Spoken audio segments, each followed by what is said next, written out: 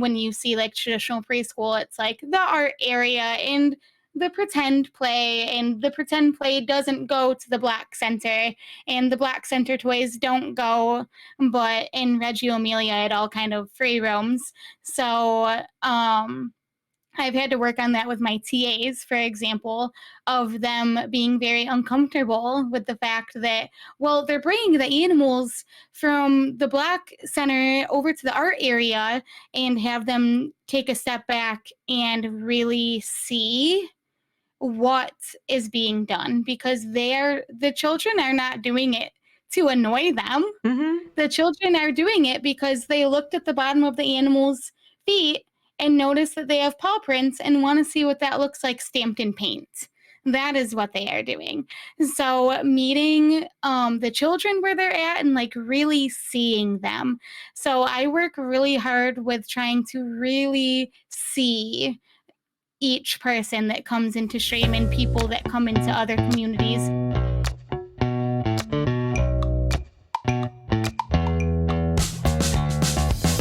Hello, friends. Welcome to Gamers Gab, the podcast by gamers for gamers. I'm Artsy from the Artsy Gamer. I make art, I play games, and I encourage others to do the same. And joining me for today's episode is the one, the only, the infamous, the lovely Becca from Becca with a Book. Becca, before we get started with talking about basically just about you for the next hour, if you would, give us a quick introduction about your sweet self as well as your pronouns, please and thank you. I'm Becca. My username is Becca with a Book. I stream on YouTube and Twitch, mostly Twitch. I've been a booktuber for about 10 years, and during the pandemic, I started streaming like so many people did and fell into the Animal Crossing community. It's been very lovely. I'm a preschool teacher by day, so that's lots of fun. And my pronouns are she, they, but today is a they day. It's always a they day. They days are just the best, you know what I mean? What I found so amazing about your content, Becca, and what I just love about you as a content creator is that you've truly applied your work by day mentality and philosophies into your streaming and into your content. You've mentioned to me, and I don't know if many people know this about you, but as a preschool teacher, you apply what is known as the Reggio Emilia Approach. It is a philosophy that is what was founded in Reggio Emilia. It is a province in Italy. So could you do a rundown of what that is? So the Reggio Emilia philosophy, like you said, was created in Italy, and it was created post-World War II to meet the needs of the families in this province in Italy. And it draws a lot of inspiration from the rights of the child. And we believe that the saying in Reggio Emilia is that there are 100 languages of children, which basically means that children have 100 and 100 and 100 more ways of expressing themselves.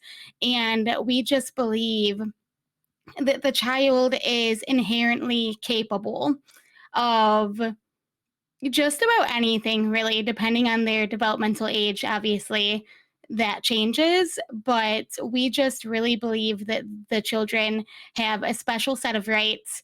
And so all of my planning is very child-led. The children lead the discussions, and I am more of a researcher and facilitator in building their knowledge, and then we rope the parents in as partners in their education as well. That's incredible. I'm always in awe about how education, like going back to a modern philosophy, but is nearly 100 years old at this point, still seems to reign true, that it encourages not only empowering the voices of young people who don't often get that autonomy, but also provides a lot of responsibility for them to be part of it. So do you apply Reggio Emilia philosophies into the content that you make, but either in videos or in streaming? I feel like I do, just inherently, because I've been doing it for so long. Mm-hmm. Just the way that my brain works is Mhm. inherently Reggio Mhm. inspired now. Mhm.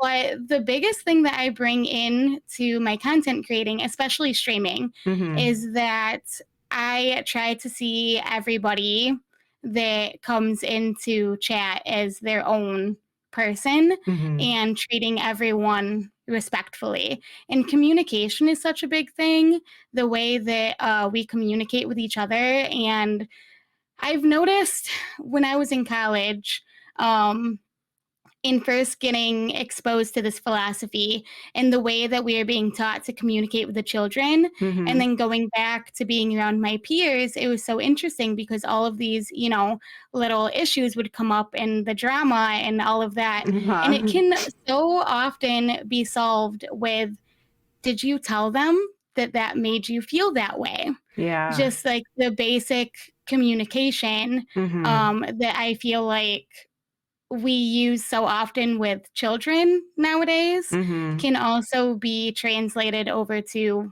adults. And so I really do try to work on communication and treating everyone with that just basic level of respect. Your streaming revolves around daily affirmations for not only returning viewers, but new viewers.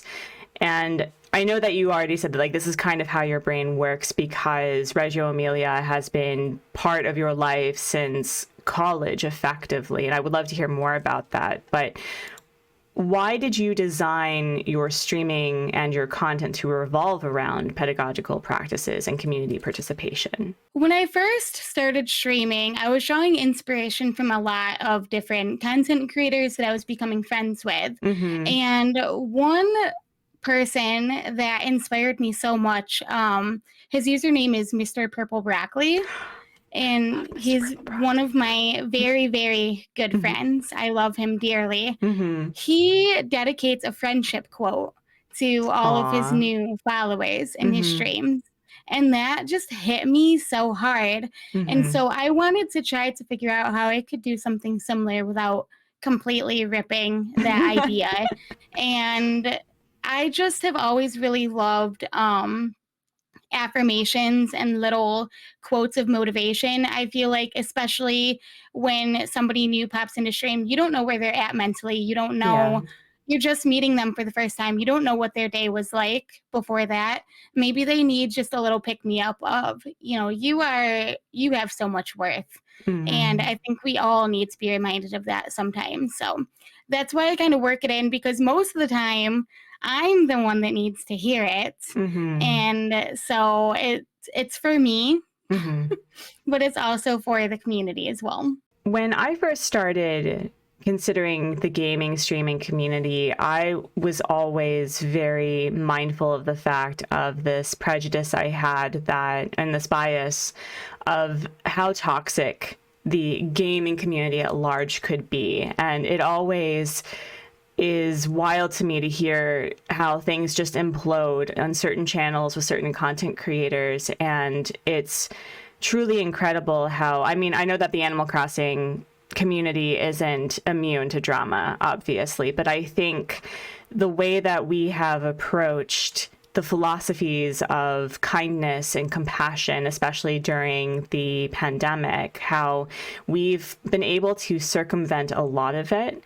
But what did you notice during the pandemic that applying your affirmations and your philosophies for your classroom were crucial to the community's overall building up and self-care during that time? I feel like so much of the Reggio philosophy too is about connectivity, like Mm-hmm. being connected with each other, being connected with the community, having the families be connected in schooling. It's just all about being connected. So I feel like that just goes hand in hand with the pandemic and everyone just being so thirsty for connection Yeah. with other human beings during that time. And a lot of streamers came out of that, and a lot of communities built up out of that. And so I feel like it all just comes back to wanting to be connected to other people. Do you find that a lot of people that you talk to, either in the gaming communities or even in education, seem to be they seem to just have like these huge like aha moments when you start talking to them about the philosophies that you apply to the classroom? Because, you know, I know about the Reggio Emilia approach because of my background, like in passing, similar to Paulo Freire's, you know, pedagogy of the oppressed. So what about the Reggio Emilia approach seems to, aside from connectivity, that you've noticed a lot of other content creators from talking with you have applied to their channels, if any at all? I don't know if I've seen many other people take strategies that I've applied or philosophies that I've Mm-hmm. applied, but I do notice that when I talk about my own education experiences Mm-hmm. on stream or in content or with people, the first time that people are hearing what I do, it's Mm-hmm. always so surprising to them because when you think about preschool, Yeah. and then you hear the way that I'm talking about my classroom, that is not at all Mm-hmm. what a lot of people imagine it to be. So I think that it's just really, I don't know, it's really interesting to then hear other people's preschool and just education, schooling experiences and how they were compared to what I do. It's, well, being married to a teacher, I definitely recognize that often we either consider, like as a society, that we know that school is incredibly important. We base a lot of our society on education and the importance of having a good education to lead us to a good job and a good, healthy life. But we also kind of downplay the importance of a teacher in the classroom, and we kind of just think preschoolers as these wild little animals that just need to be contained for 8 hours, and that you are basically the zookeeper from just a lot of wild feelings. So how have you combated the I wouldn't say prejudice, but like the stereotypes of what you do, and how I think that there's also a lot of stereotyping and expectations for what that means to be a streamer and content creator. So, do you think that there are similar stereotypes within, you know, both parts of your world and your life and experience? First of all, bold of you to assume that I'm not a zookeeper. Because let me tell you, my kids this year are wild animals, but I love them dearly. Um, Man, stereotypes in teaching, especially in early childhood education, Yeah. it's, I mean, teaching in education in and of itself is not widely respected. And we're seeing that now with more Mm-hmm. and more teachers that wanted so deeply to be teachers their whole lives leaving Yeah. the profession.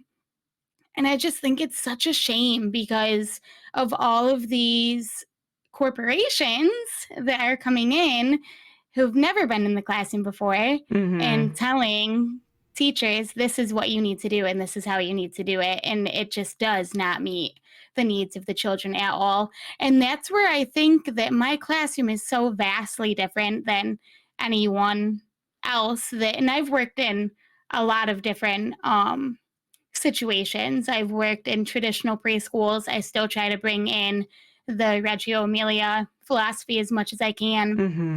I've worked for Head Start for a little bit, Mm-hmm. and my classroom right now is a Reggio inspired center, but it also works with a state funded program. Mm-hmm. And so I get a lot of different demographics in my classroom specifically that the other classrooms at my center might not have the opportunity to get. And I also have a lot of different expectations for my classroom because I'm part of this program. Mm-hmm. So when I come and have my classroom observed, I always find myself getting nothing but compliments, which is nice Mm-hmm. because they are experiencing traditional education in early childhood and all of the behavior issues and all of like everything that these teachers are struggling with they're also trying to do their curriculum, and then my classroom is nothing like that, and I feel like there's something to be said about that. Like it's the same age group, the same demographics. Like what is different about the Reggio Emilia approach and the traditional approach? But I digress. Um, the stereotypes, like I said, it's just they're not respected in early childhood, especially is seen as something that is not as important as the rest of education, when in reality, we are the ones that are laying Yeah. the foundation.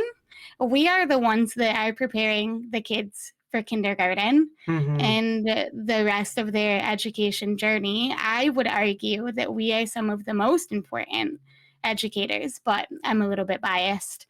I guess that that connects to streaming because, you know, with all of this influx of streamers, there Mm-hmm. are obviously people out there. Oh, streaming is so easy. You just turn on the Yeah. camera and you go, and they don't see the hundreds of hours that people put in behind the camera, all of the self doubt, if I dare go there, all of the planning that goes into it, all of the things to take into consideration, all of the management. I mean, if you're a creator and you have mods, you are essentially a manager of this group of people, depending on Mm-hmm. how you structure it. I see everyone as equals, but I'm the radical person all the time. But I just think that it goes hand in hand. There's going to all of these misunderstood hobbies or careers Mm-hmm. that people think. I get it too. Like, oh, how fun it must be to just go and play with the kids all the time. Meanwhile, I'm in tears almost every day because Yeah. I am planning based off of the interests of the children. But if they're just interested in Pokemon and video games, what do I do with that? Like, how do I make that into a curriculum, essentially? And the same goes with content creation. You're playing your favorite game and it starts dying off a little bit. And what do you do? Who am I without this game that I built my channel around, these books, this content that I built Yeah. my channel around, my brand?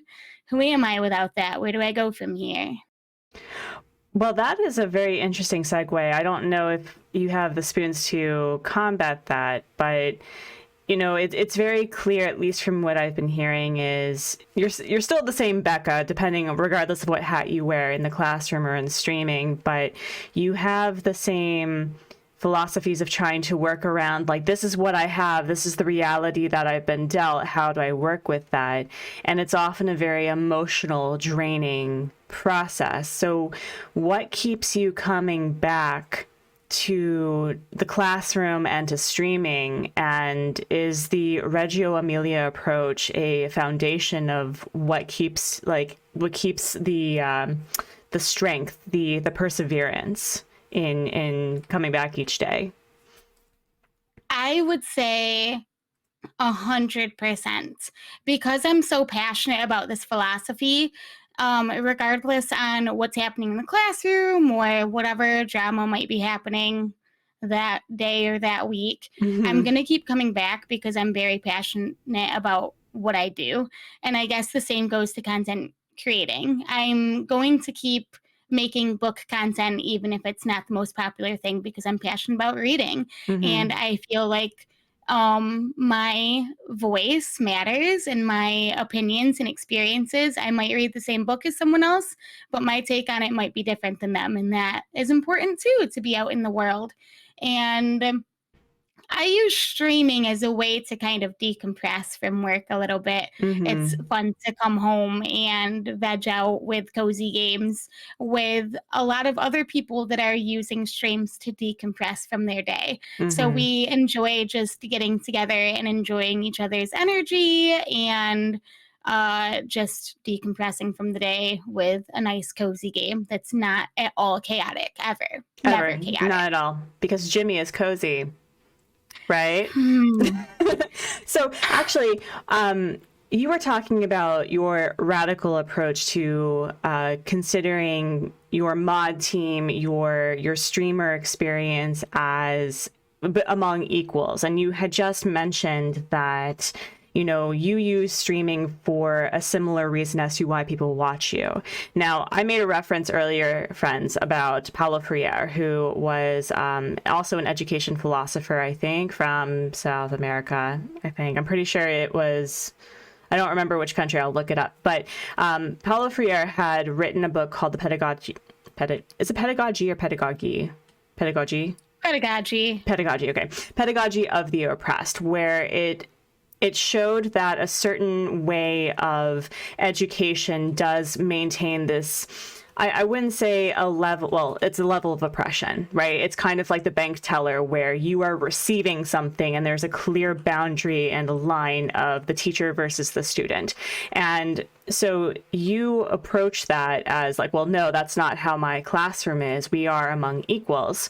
And that's a very radical statement, I think, among content creation, because there's quite a few streamers, especially when they hit a certain level of fame, that it's them being watched. There's really no boundary. Well, there's no connection with their viewership to a very interpersonal level that's like a shared experience. And I don't want to say that the big names don't love their community and they don't love what they do, but where we're at right now, because we're on a similar level of viewership and subscribers, that we're still able to have that connection with people on a very heartfelt level. So what about it that is radical? Because you called yourself a radical and you said that that was different. So what about that notion of interconnectivity and accountability is so radical in streaming? I mean, like you said, it's easy for us because of where we're at right now with our journey. But I would like to think in my heart of hearts that most content creators do the very best they can to connect with their communities. And once you get to a certain point, it's hard. It's hard to, you're never going to see every message. You're never going to be able to reply to every comment. And I honestly don't think that you should have to, if you don't want to. And that is totally valid as well. I have been very grateful with the other communities that I am a part of, that I might mod for, that everyone is treated on the same level. I don't feel like it's the streamer and then the mods. Like, we're all part of a team, and I don't think that there are mods that are better or higher in any way, anything like that. So it's been nice. I think I've just been very lucky to find the communities that I have found,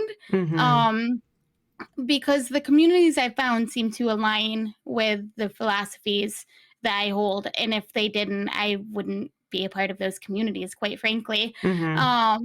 But in regards to education, my standpoint has always been very radical, with seeing the children as more of an equal, or them perceiving it that way, because there has to be some sort of level of control. There has to be some sort of leadership. But I feel like a good leader, in a way, makes everyone feel like they are important and they're on the same level. And so as a content creator, I do think that it is a little bit important to make people feel that way without crossing the line into a parasocial relationship. And it's such a tricky line to toe. I feel like a lot of times I go back and forth. Sometimes I have more of a boundary up than others, and other times I allow myself to be more vulnerable and connect with people more. So I do think that it's an interesting thing to think about. Well, it's very fascinating because I know that you are able to toe that line with parasocial relationship dynamics really well, because on one hand, you express that you have the space for vulnerability and for being honest, with honest vibes. You don't have to pretend to be positive if you're not having a good day. But is there something with the Reggio Emilia approach, or just a teaching philosophy, where you have to really break down where that boundary stands? Because, as I said, there are some streamers, as you said, that they don't have to read every message if they don't want to, because at the end of the day, they're supposed to be streaming the content, connecting to the community, sure, but it's the content that they're creating. So how have you been affected by those boundaries and by parasocial relationship dynamics that have kind of had you to sit back and reflect upon them? I think I always have those times in the classroom, especially when you start building those relationships with the kids. It gets to a point when they might get a little too comfortable. I had one little last year that it wasn't like the biggest thing, but you could tell that their love language at home was just messing with each other in a playful way. And so she would come up to me and just bop my nose, and after a while or just bonk into me, stuff like that. And after a while I had to have a conversation and say, if mom and dad are okay with that at home, that's okay. But at school, I don't like it when you do that to my body, and just sending that boundary of you still need to be respectful and we can find other ways to be playful. And I think that that's important in content creation too. There's a lot of times when new people might come in and they're towing that line, that boundary.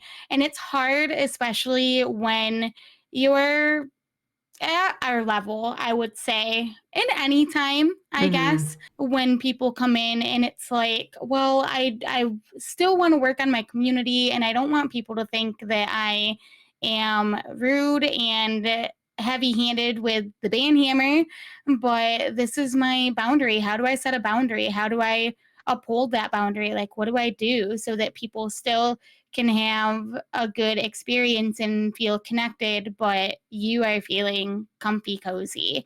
And there are times when I get DMs and I just don't feel like answering it. So I put it off for a little bit because I don't feel like that's something that I necessarily have to do, and that's my own boundary. And it is an interesting thing, the parasocial relationship, isn't it? Because you want to connect with your community, but at the end of the day, we don't know each other. We've never met each other. You know what I put out there. And I, most of the time, come to content creating as I am, especially for streams. I have pajama streams. I stream not wearing makeup. I do no cam streams when I feel even less comfy, but still want to chat. But that still the content creating part, there's a level that you are not showing people everything.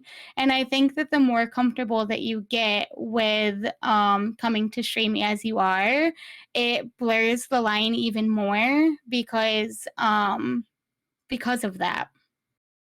So what I love about the Reggio Emilia approach is that I think it really combats the American politeness. And that's something that I think, confronted during the pandemic, is that me telling you no and expressing a boundary isn't me being mean. It's not me being a bitch. It's me telling you that, hey, you're welcome here, but what you're doing is not. And you need to understand that there is a difference. And what I find so incredible is, for reference, friends, I'm on Becca's mod team. I'm the lurking mod. I'm not as moddy as I should be, but I understand the ins and outs of how she manages and works with the mod team, and she does incredible work. But I have noticed that I think the benefits and what you said about how preschooling and early education is the building block, the platform, the foundation of not only education, but how we approach social dynamics. Because there are people in their 20s and 30s who are told no, and they think it's the worst thing in the world. We have some person on stream, for example, who is towing the line with a parasocial dynamic, and the streamer's like, hey, you know, I'm sorry that's a thing, but we're trying to move on to this. And then all of a sudden it's like it has to be about them because they have to process the fact that they've been told no, that a boundary was established. And as you said, we don't want to just like apply the ban hammer to everybody and every single discrepancy or discretion, but I think a lot of content creators since the pandemic have established boundaries that do utilize the word no. Have there been instances where in streaming you've noticed that you think like, man, that person was not told no, or man, that person could have just really used my early education with Reggio Emilia, with understanding that, you know, we're all in this together. You have, I don't want to use privilege in the sense of that, you know, aside from talking about privilege, but you have this privilege of education, of understanding that not everybody knows about Reggio Emilia or had that education foundation. And so when you have somebody towing the line on your streams and in your content, what do you look for and look at in how you start, you know, determining what that boundary is, whether it's calling it out or just banning them outright? That is so interesting. I have found since I've been in college, that going back to communication, I teacher talk all the time. And I learned how to set boundaries through my education because we call it redirecting. Um, my redirection sequence is basically boundary setting. And that's the only way that I know how to formulate a boundary is if I teacher talk. So people used to like hate that all the time in college because it does kind of feel like you're being talked down to a little Yeah. bit, but at the same time, I've gotten a little bit better at it in streams, but um most of the time if you just call it out and you're like, hey, this is the vibe. You Mm-hmm. can feel free to hang or you can go somewhere else, and that's totally valid. It is difficult. Right now I am sharing a Discord server with my partner Josh, who is also a content creator. And I'm noticing because I haven't been as active in his community until recently Mm-hmm. because he would stream during the day Mm-hmm. and when I was working, that now all of these things that pop up with during streams and in the Discord and just little things, I personally would be like, absolutely not. But then he will come out and say, well, I know this person, I know Mm-hmm. them. And he has made the connection with them. And so a lot of times I'm like, you need to talk to this person. Or I approach it instead of going in and being like, that's it. If it's making me uncomfortable, I'm over it. Um, I go in with the statement of, tell me about this person because Mm-hmm. I haven't experienced them before. Is this normal? Is this not? What do you do to handle it?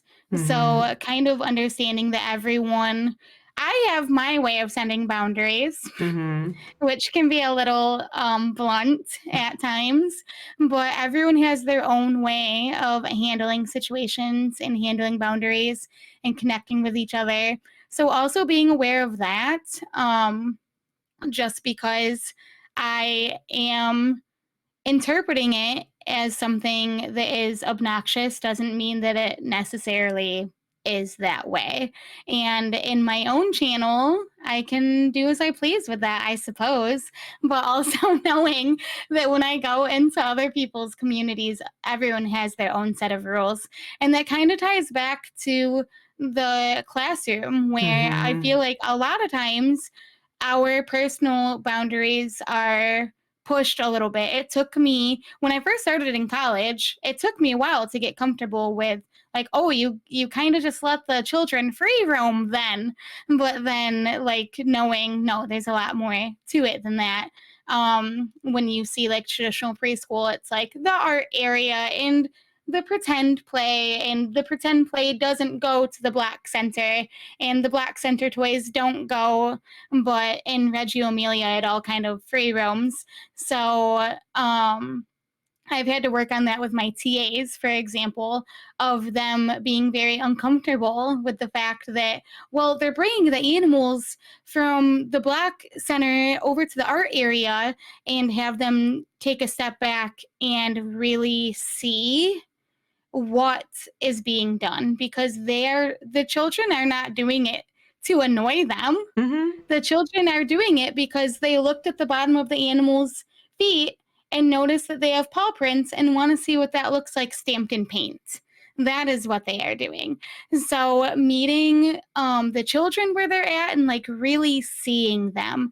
So I work really hard with trying to really see each person that comes into stream and people that come into other communities, because it's easy to just be like, oh, that's a child. I don't know that that's a child that is coming into stream. Like, I Mm-hmm. don't know that for a fact. um and stuff like that. So I guess that just really seeing people for where they're at without trying Mm-hmm. to have a knee-jerk reaction, like, I Mm-hmm. don't like what you said, banned. I Mm-hmm. don't like, unless it's, I mean, Yeah, the within obvious, reason. like Nazis Yeah, and bigotry and all. Yeah, no, obviously, not yeah, that. yeah. Well, Yeah. hopefully never that. So, but that's the approach of curiosity over, as you said, the knee-jerk reaction, and that's so hard to form into a habit, especially with American politeness, where we just hold on to our our upset feelings until it builds up and then it explodes. And then suddenly your friend does a thing and it sets it off and it's completely out of proportion. And we have to recognize also that people are not mind readers, that there is a level of there's a lack of cues that are provided with online interactions. And so even with the addition of people who are perhaps autistic or who speak a different language or come from a different culture, that the way that people interact can be entirely different. And I think what I love most about the Reggio Emilia approach is that it starts the conversation with young children early, that not everybody has the same boundary, that not everybody has the same reactions to things, that not everybody responds the same way, not only just from other people, but yourself. Because we often think that if I'm upset about this, that means it's a problem in general because I'm upset about this. Whereas, as you said with your partner on Discord, that you two have two different expectations of how you interact on any given day with any individual. And so you have to approach it as a collective mindset of, how do we approach this if it makes one person uncomfortable or causes, uncomfortable feelings, but it doesn't bother me? Who is wrong? And then the answer is, well, no one is wrong. It's just I'm uncomfortable and I need to sit with that. And I think the Western philosophies is that being uncomfortable is bad. The reality is that being uncomfortable is a growing pain, and sometimes it is a you problem. Not to say that what you were talking about was a you problem, but like, you know what I mean? And I think that's what I love most about your content, Becca, is you are never afraid to shy away from the growing pains of being uncomfortable. And you use your daily affirmations of, like, sometimes someone needs to just F off, but sometimes you need to sit with the fact that being uncomfortable is a way of life. It's part of our life until we die.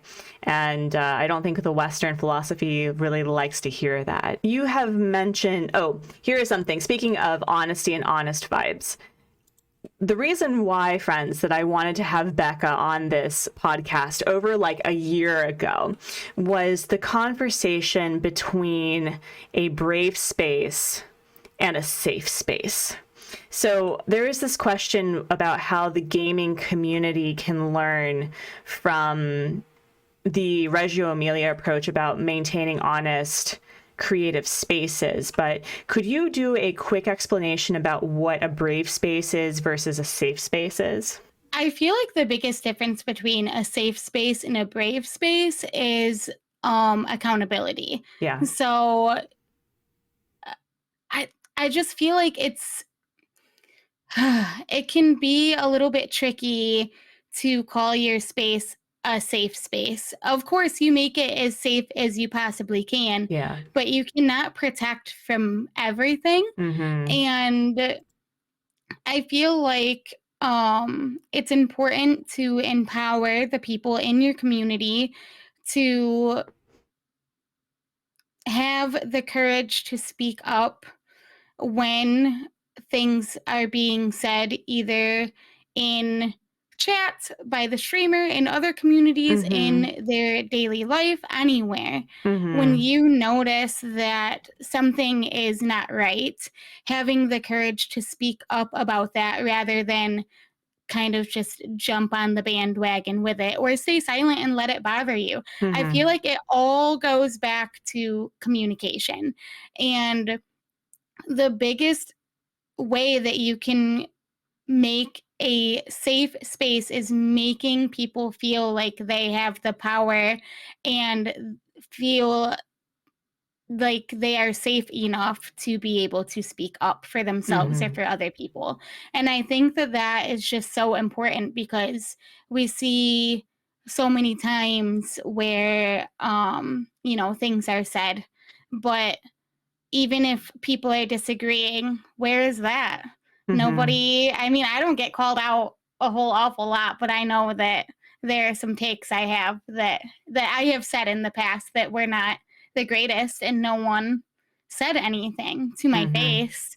But then it's like, okay, well, what do we do about that? Because what happens when someone comes in chat and they're saying XYZ and no one is saying anything about it? Mm-hmm. And a lot of it is on, I don't want to say a lot of it is on the streamer because you're not going to see every message. It's about the space that you create. So empowering your mods to be Mm-hmm. able to handle situations, empowering the community to know that their voice is important and they Mm-hmm. don't have to be afraid to speak up, speak out, do something. I feel Mm-hmm. like that is valid in any regard. We have that in my classroom. Like you said, we especially struggle with that with the school age kids in the before and after Yeah. care program.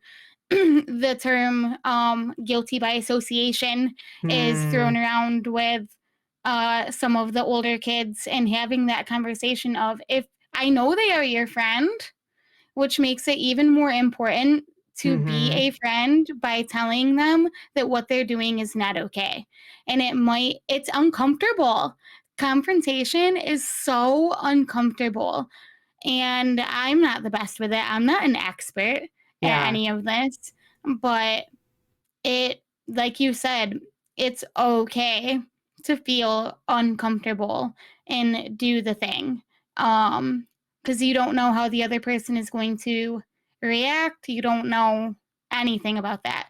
So the way that we often deal with it with those kids is let the teachers be the bad guy. Come tell a teacher. Come Mm-hmm. tell, like, and I think that that could translate over to content creation where if you don't feel comfortable enough to say something, we always say, reach out to a mod. Mm-hmm. Let the mod team be the bad guys if you don't feel like having conversation. Or maybe you are just like, I read the situation this way. what are your thoughts on it? Like, Mm-hmm. it doesn't always have to be being the bad guy. I just had an interaction with somebody like Mm-hmm. that where they were feeling some type of way, and I had to be like, well, unfortunately, this is the way that it kind of works. Mm-hmm. So just keep that in mind for the future. And I'm sorry that it made you uncomfortable, but that's just the way that it has to go. So, and I think that kids especially don't like to hear that as a Mm-hmm. response. They want to be right. Mm-hmm. And I had another instance where little had knocked over someone's creation Oh and no. said and apologized, and the other children chose not to accept their apology. And they came up to me and told me that, and I said, well, they don't have to accept your apology. And instead of accepting that response, they went to another teacher to see if the response would be different. And so then we had to have a conversation about, like, kindergarten might be too young to have the conversation of why is that making you so uncomfortable? Mm-hmm. But maybe that is a conversation to start having, identifying those emotions. And I think that's always important of Mm-hmm. why is this making you uncomfortable? Mm-hmm. And I think having a brave space rather than a safe space empowers people to sit with those emotions. Mm-hmm. And I do call people out and say, if you are feeling some type of way about the story that I'm telling right now, you might want to sit with that and figure out what about that is making you feel Mm-hmm. uncomfortable. Mm-hmm. Um, so I just think that brave spaces are all about accountability Yeah. over than like rather than you're safe here, you're okay, Mm-hmm. everything is okay as long as you are here, when in reality we can't protect from everything, but we can empower each other to Mm-hmm. care for themselves and protect each other.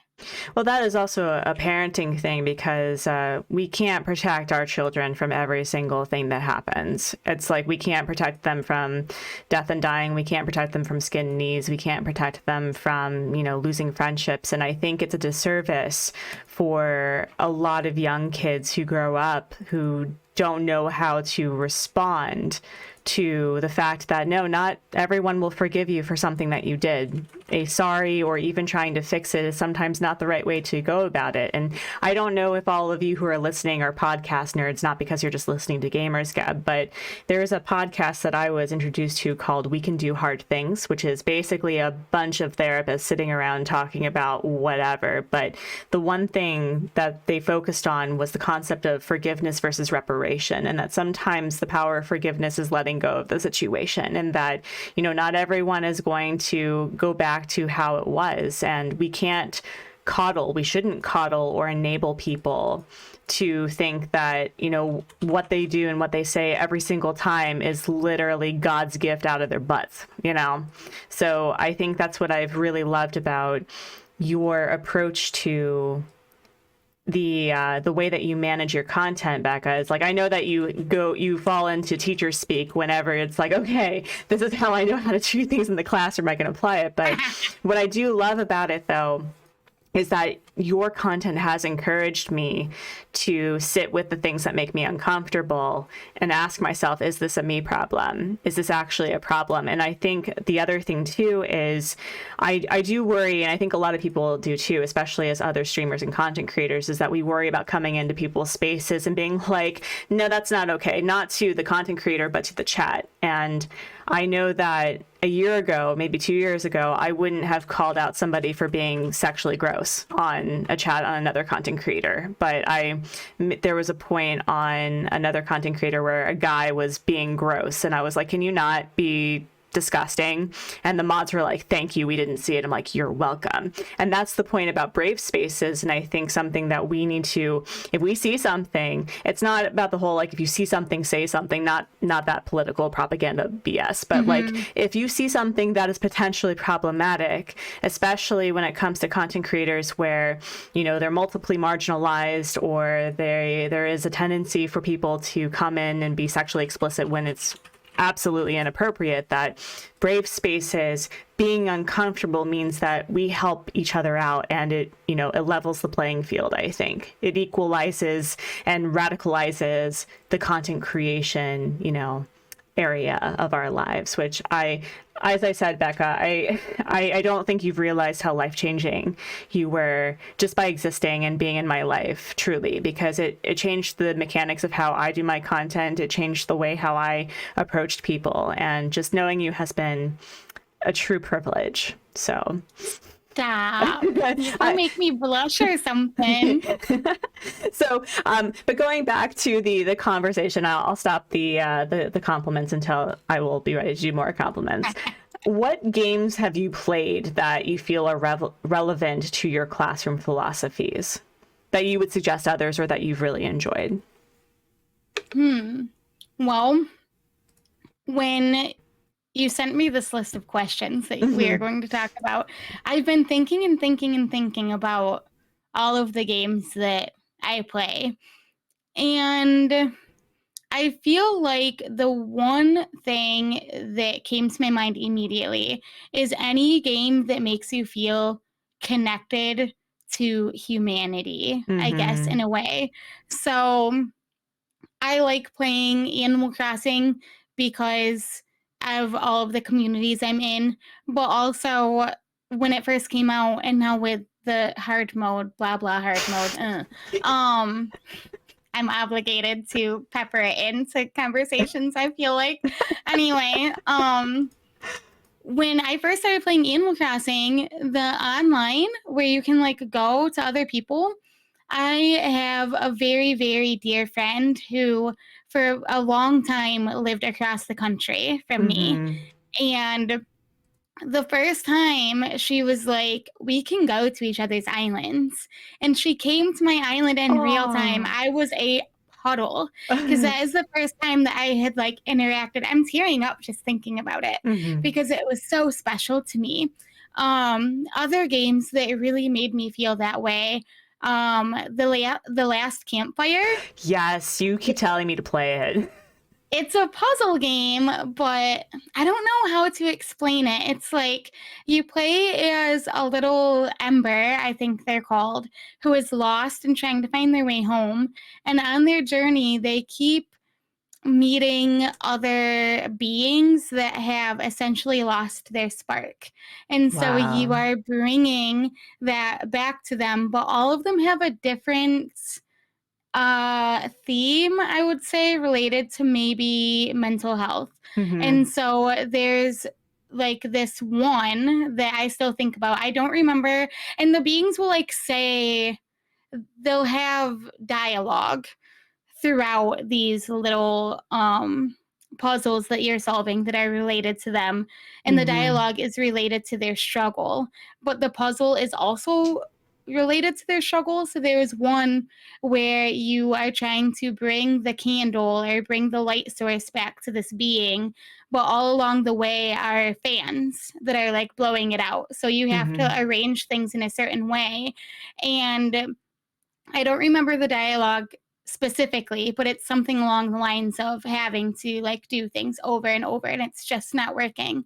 And I'm feeling so discouraged. And it's like you can feel the beings like shrinking in on themselves, like as you go through their dialogue. And there was just something so touching about connecting to these different beings. And then there would be some along the way that you would try to talk to, and they would say that they are beyond help. Like, go forth. You can't help me. This is something that I need to figure out on my own. And I feel like that was so like deeply moving. Another game that I haven't finished, but also made me feel that way is Spiritfarer. I have that game. I haven't played it yet. I've heard it's good. I've played a little bit of it, but I've not finished it yet. But the time in my life when I was playing it, there is one character where something happens, they get triggered essentially, and they withdraw. And they request, their boundary is, please do not speak to me until I'm ready to be spoken to. And they say that they need space, essentially. And that triggered me so deeply because they're my friend and Mm-hmm. I wanted to help my friend and they just wanted space. And the parallels to my like personal life at that time was Mm. exactly that. And Oh it really no. made me like sit with that feeling Mm-hmm. of they need space and they will come to me when they are ready. But it was like days in game where you're just walking past. I was walking past a little house just looking in the window like wanting to do something but knowing that I could not do anything Wow. to help them. Something a little bit lighter, but I guess depending on what part you're playing is Sky Children of the Mm-hmm. Light. um that game is getting a lot of attention lately because of the past season. There was an in-game concert, and it Mm-hmm. was so beautiful to play through those different spirits. But in that game specifically, you play as a little moth, I think they're called, and you wake up and you don't really know where you are, but you travel through these different realms, reliving spirit memories from the past and learning Mm-hmm. about their story and like bringing your light to these spirits. And as you go through the different realms, you collect like wax from candles, and they call it wing light. So then you get more flaps because you are flying. Mm-hmm. But when you get to the last realm, spoilers, I guess, but not really because it's cyclical. So after you play through all of them, you're transported back to the beginning and then you're free to Mm-hmm. do as you Mm-hmm. wish. Um, you are tasked with going through this very treacherous realm, giving all of your light to spirits along the way until you are no more. And I Wow. think that like you are giving all of your light to everybody that has fallen.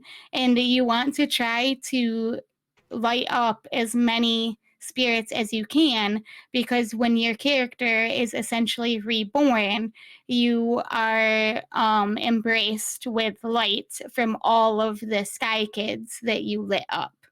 And Wow. yeah, so it's a cute little cozy game where you collect wax and candles for in-game cosmetics. But if you dive a little bit deeper into the story, it's all about the connectivity of like the human spirit. And you can play online with your friends. It's free to play. It's incredibly moving. Mm-hmm. The new season is full of lore and it's very sad. So definitely play at your own comfort level. But yeah, those are the games that came to my mind immediately because I feel like at the heart of everything, it's all about connecting with those around you. And those are the games that make me feel like innately connected to humanity. How does horror tie into that? Because for those who don't watch Becca with a book, she has like a cozy thing, and then there's Jimmy, and then there's phasmophobia, and then there's like all of these things. So I do think that there is a level of horror, like within the horror genre, that is all about connectivity and that reminds you of humanity in a completely different way. But how does that tie in? No, I'm serious. I'm serious, Becca, because like there's on one hand where it's like Jimmy, no, and then you get unalived by ghosts and you get to see that happen. So do you think that there is Mm. this level of horror that we don't consider when we play games that make us uncomfortable, because horror is very uncomfortable for a lot of people, even if you love the genre? But what do you think that we can learn about horror games that also has that same level of connectivity as the cozy games that we have come to know and love in our community? You know what? I just had one of those aha moments when you were talking about all of that. And because, I mean, you're referencing Jimmy, who is from the game At Dead of Night, a game that I cannot freaking play because it makes me so truly uncomfortable. So I feel like if you are in uh, the market for wanting to challenge your anxiety and pushing yourself to do things that make you feel uncomfortable. Horror might be the genre for you. But it is interesting because a lot of the horror games that I play are choice based. Mm-hmm. So I play Until Dawn is my favorite game of all time. And your choices, it's based on the butterfly effect. So your choices have Mm-hmm. consequences. And there are so many different possibilities and outcomes and all of that. I'm working on a completionist run right now, Wow. which I've never done. I've played the game 10 plus times. I've never done a Mm-hmm. completionist run. But I was thinking about that in regard to, or in connection with, At Dead of Night. And we might open a whole new can of worms here. So just if we need to switch topics or cut it It's short or okay. whatever, No, because this don't is worry about something it. that I'm passionate about as well, is I notice in horror games there is a tendency to make the villain, for lack of a better word, a person struggling with some Mm-hmm. sort of mental illness or Mm-hmm. with the cards they've been dealt. So the developers, for example, at Dead of Night, are very open about the fact that Jemmy may or may not deal with DID, Mm-hmm. and there's a whole section in the settings, like it's not used as a twist at the end, Mm-hmm. but it is still interesting to think about, like why is it so common in horror games for the villain or the killer, why is it so common? And this happens in books too, like thrillers, mysteries, all those sorts of things. It's so common for the trope to be the surprise twist is that the person was having some sort of mental break. Like, Mm-hmm. why?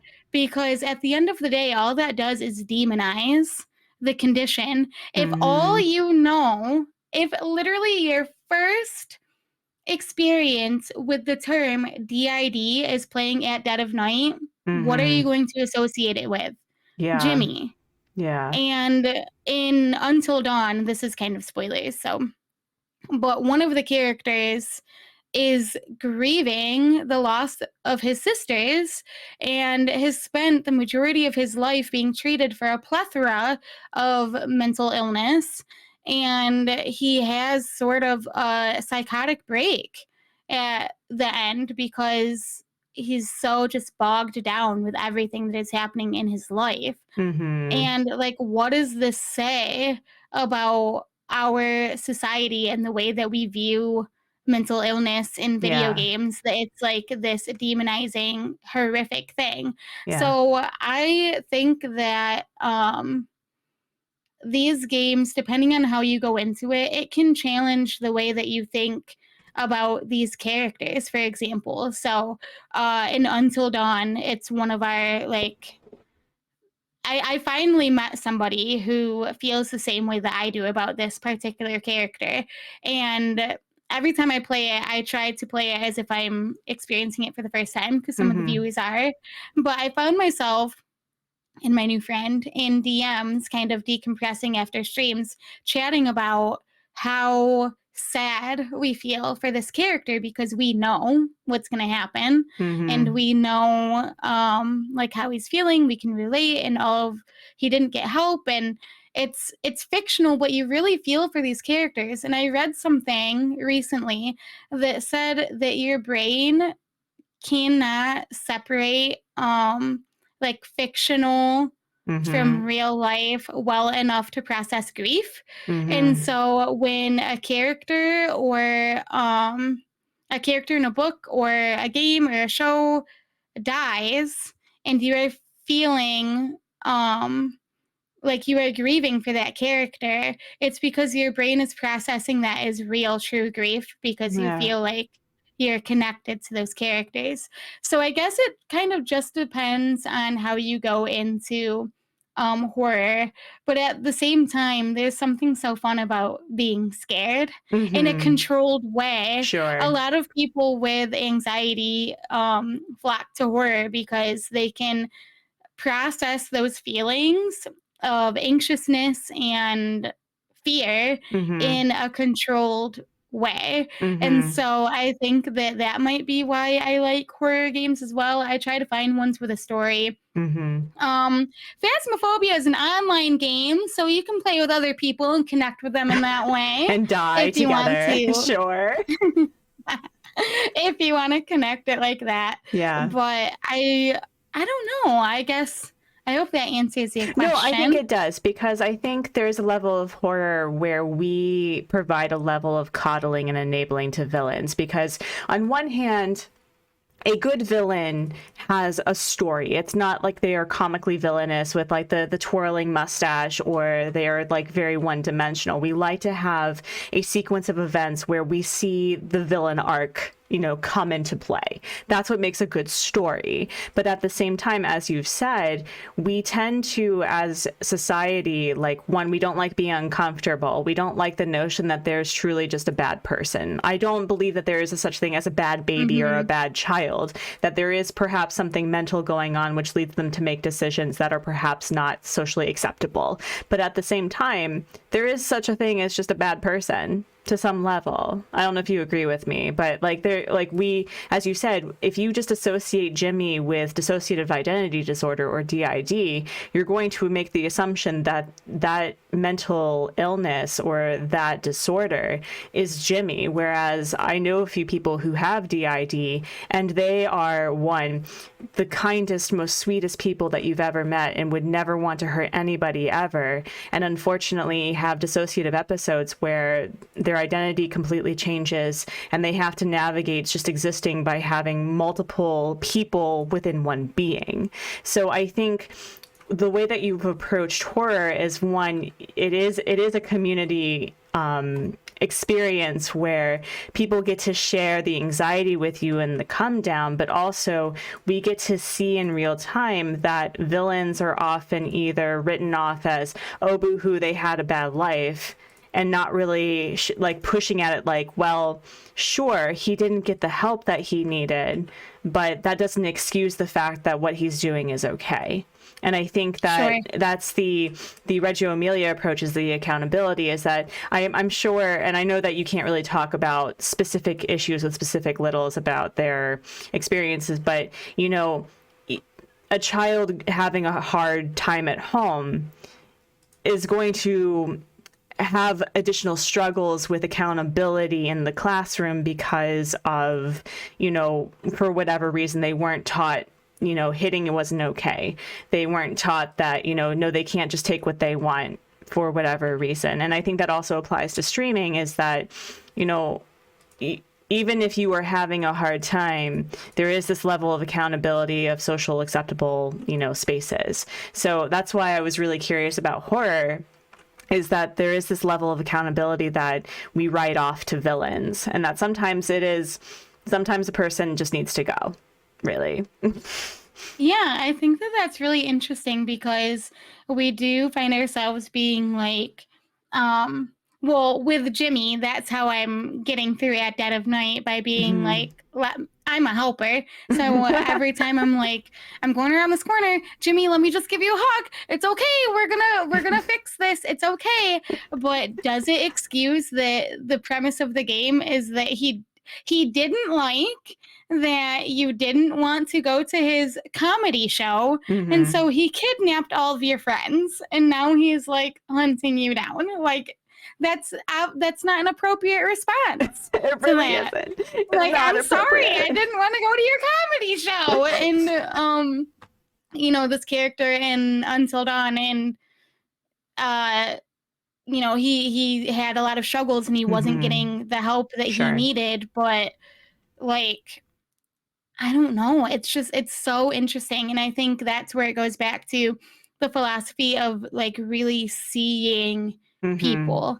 Yeah. And I have tons of stories of how, Hmm. this relates to my teaching. And you are spot on about that. And I think that is why this approach works, is because it's not okay, everyone sit down on the rug. We're going to learn our ABCs now. And I don't care that you are laying, like, I don't care if you're tired because you didn't sleep last night, so you're laying down. You have to sit up. That's what we do Mm-hmm. at school. We sit up. And Mm-hmm. you know, like all of those traditional sit, crisscross applesauce, hands in your lap, bubble in your Mm-hmm. mouth. We are meeting the kids exactly where they are at, because they are only going to be successful if we meet them where they are at, Mm-hmm. while also teaching them the skills to cope when they're in situations that will not meet them where they're Mm-hmm. at, because that is also very true, which we've been talking about a lot, is it's important to be able to have those coping skills for when you get told no, for when Mm-hmm. you are moving through these different communities that have different rules and everyone is wearing a different hat for, you know, and your rules at home are different than your rules at school, and the rules in my community are different from the rules in your community, and having to navigate through all of that. And even like going back to my community and Josh's community, we have rules that are different with each other. And so Mm-hmm. just like really holding each other accountable, but trying our very best to meet the needs of where people are. Because once their needs are met, then they'll be able to learn the coping skills for when they are not being met. Mm-hmm. Yeah, it's so hard because on one hand, we want to provide a space for teaching people to, as you said, to empower them to meet us halfway. But at the same time, it's like, you know, I'm also here sometimes just to stream and relax, and I don't have the spoons to teach people. And Mm-hmm. I think that Becca, truly, you have come about it in such a beautiful way. And I look forward to hearing all of your stories about it. And I really do appreciate the time that you took to sit and share, because it's been an incredible conversation. So I'm sorry about the blunt kind of like shifting it No, that's toward the okay. end, but I have the most important question. I forgot to like ask you if you had Oh thought my about goodness. it, but the most important question is, who would you like to see on Gamers Gab, and what would the topic be? Oh my. I'm not prepared for this I'm question sorry. I at should have I all. should have asked earlier. I also apologize because I'm not well versed for who you've had on and who you have not. So I need to catch Oh up yeah. Do you on. want me to do the quick lineup so that you Sure. know? Okay. Yeah. Hold Who on. who do you have coming on next? Oh. Okay. Well, y'all. Next week is K Daisy, but don't Has apologize. Pat been on? Pat was on with Zach, but he hasn't been on Okay. by himself. He was the second episode. We talked about success in content creation. So if you would like to have Pat on for something else specifically, I can Yeah, invite him on. I would like to see Pat on again, because I mean, I'm not just saying this because I mod for him Mm-hmm. or anything, Mm-hmm. but I really do look up to Pat and his ability to be so innovative Yeah. and flexible with his content. And I always am wondering like how he comes up with these ideas, and we have got to give him credit. He For sure. literally For sure. brought Animal Absolutely. Crossing back from the dead. Like he Three caused a times. resurgence Three times. Yeah. through the entire community, with a spread unlike anything I've ever Mm-hmm. seen. Communities that I'm in that have little to do with Animal Crossing are talking about the hard mode challenge. Mm-hmm. And so I would be interested to hear him discuss like being innovative with content creating. I agree. Actually, that would be perfect because he had mentioned in passing like let's collab, I guess. And I'm like, okay, so Pat, Uh, come back on to Gamers Gab and we'll have an hour about how you became so innovatively, a genius. In fact, so somebody on my on my stream one day had asked, like, so how did Pat come up with hard mode? And so I gave them this mental image where he was sitting in the bathtub, like it was bubbles, there were bath bombs. I mean, like he had the nice mimosa on one side and like the cucumbers on his eyes, and he was just like, what if I just made everybody collectively hate Animal Crossing? What if I did that? That's exactly how I think that Animal Crossing New Horizons hard mode came to be, by the way. Just like he had a bubble bath and then it happened. Oh yeah, that's definitely totally how it came to be. Yeah, absolutely. But and then he created it and went out of the country for a week. He just dropped it on all of us and said bye. Friends, if you are not following Becca with a Book, please be sure to follow their content. They are an incredible booktuber, an incredible streamer. They can be found on both YouTube and Twitch. Is there any other social media platform that we can follow you on? I am on all social media. So I have Twitter, Instagram, TikTok. I am not as good at staying up to date with all of those, but I try my darndest. I don't understand how Twitter works, but I'm there. And I scroll mindlessly on TikTok for hours and put out a TikTok maybe twice a year. So there's that. But I think that Twitch and YouTube are my two biggest social medias. Awesome. Well, friends, you know the drill. Go follow Becca. Give them a like, a subscribe, a follow. It's absolutely free. They just hit 2,000 subscribers on YouTube, which is a momentous occasion. Congratulations. That's amazing. So well deserved. Thank you all so much for watching, friends, and we will catch you next time. Goodbye.